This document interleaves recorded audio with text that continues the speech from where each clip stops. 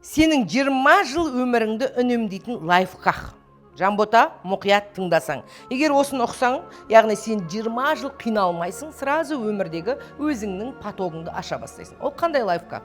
Біз бәріміз бай болғымыз келеді, жақсы өмір сүргіміз келеді, бірақ ар жаққа қарай бессознательностьқа, слепая зонаға үңіліп терең, ана жақта үні шықпай жатқан жақтан көретін болсаңыз, ар жақта, ай, саған бай болмайсың, бізге осылай өмір бұйырған, байлық бізге қайдан келсін, өмір өзгермейді деген әлсіз дауысты, бірақ әлсіз болғанмен сенің бүкіл болмысыңды басқарып отырған дауысты тауып аласың. Ол дауыс қайдан шықты білесің бе? Ол дауыс өткен шақтан бастау алады. Өйткені өткен шақта сен қиналған, жолың болмаған, проекттің атпай қалған, либо болмаса басқа да бір қалаған, ожиданиеге қойған ақшаң келмей қалған моменттер болған. Сол моменттердің барлығы жиналып осы дауысқа айналып сені басқарып отыр. Дәл қазір просто өткен шақ иллюзия не существует. Мен ақпарақпын. Яғни өткен шақты полностью алып тастаймын. Ол жерде, если мне не везло, дәл қазір не везет деген сөз емес. Өткен шақта сенің ақшаң болмады деген сөз, дәл қазір сен внезапно байып кетеді деген сөз емес.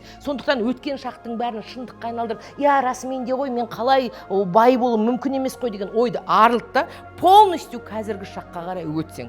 Осы түсінікті өткен шақ шындық емес, ол менің қазіргі бай өмір сүруіме, бақытты өмір сүруіме, бәлкім денсаулығым болуына ешқандай определяющий фактор емес деген сөзді өзіңе терең ұқтырған кезде сен 20 жылдық өміріңдің үнемдейтін кәдімгідей түсінікке келесің, Жанбота.